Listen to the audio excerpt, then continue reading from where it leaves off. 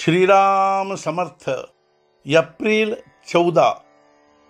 संत आपल्याला जागे करतात. प्रत्यक्ष विषयापेक्षा विषयी माणसाची संगत फार वाईट असते. हे ज्याप्रमाणे संसारात तसेच परमार्थातही लागू आहे. संगतीचा परिणाम नेहमी मनावर होतो. म्हणून चांगल्या विचारांच्या माणसाची संगत धरावी. चांगले वाईट हे नेहमी आपल्यावरूनच ओळखावे. स्वतःला सुधारण्याऐवजी आपण जगाची सुधारणा करायला जातो, हेच आपले चुकते. जगात संत असतील असे पुष्कळांना वाटतच नाही. संताला ओळखायला आपल्या अंगी थोडे तरी भगवंताचे प्रेम असायला पाहिजे. आपल्याला आपल्या ध्येयाचा विसर पडला, परंतु संतांनी आपल्याला जागे केले. चुकीची वाट चालत असताना अरे तू वाट चुकलास अशी जागृती संतांनी आपल्याला दिली.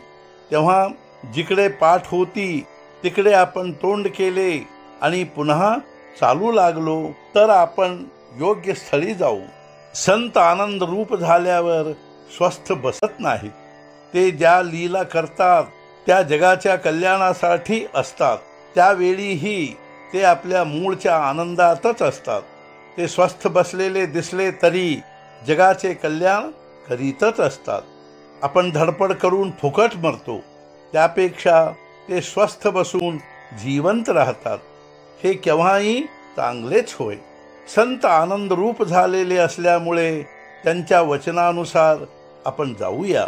लोकांना उपदेश करण्यामध्ये संतांचा हेतू एकच असतो आणि तो हा की जे मला कळले आहे ते लोकांना कळून लोक सुखी होऊ द्या. संत आपल्या स्वार्थासाठी सांगत नसल्याने त्यांचे म्हणणे आपल्याला खोटे कसे म्हणता येईल. प्रपंच हा दुःखमय आहे हे कळल्यावर त्यावर काहीतरी उपाय केला पाहिजे. तो संतांनी लिहिलेल्या ग्रंथांच्या वाचनाने कळतो. त्या ग्रंथात सांगितलेले आपण करावे. आपण ग्रंथामध्ये जे वाचतो ते जर आचरणात आणले नाही तर त्या वाचनाचा उपयोग नाही. वाचनाचे मनन झाले पाहिजे.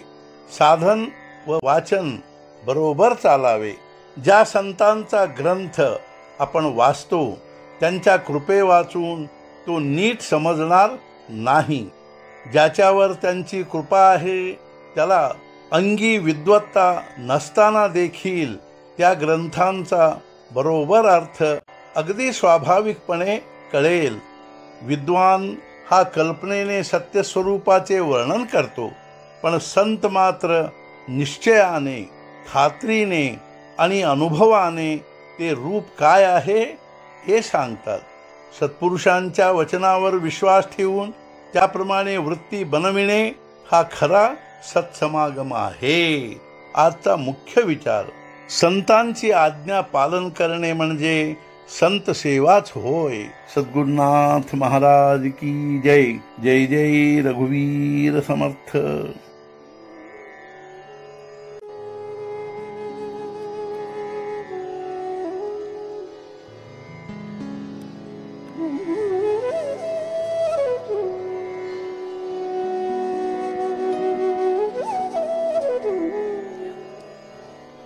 Mm-hmm.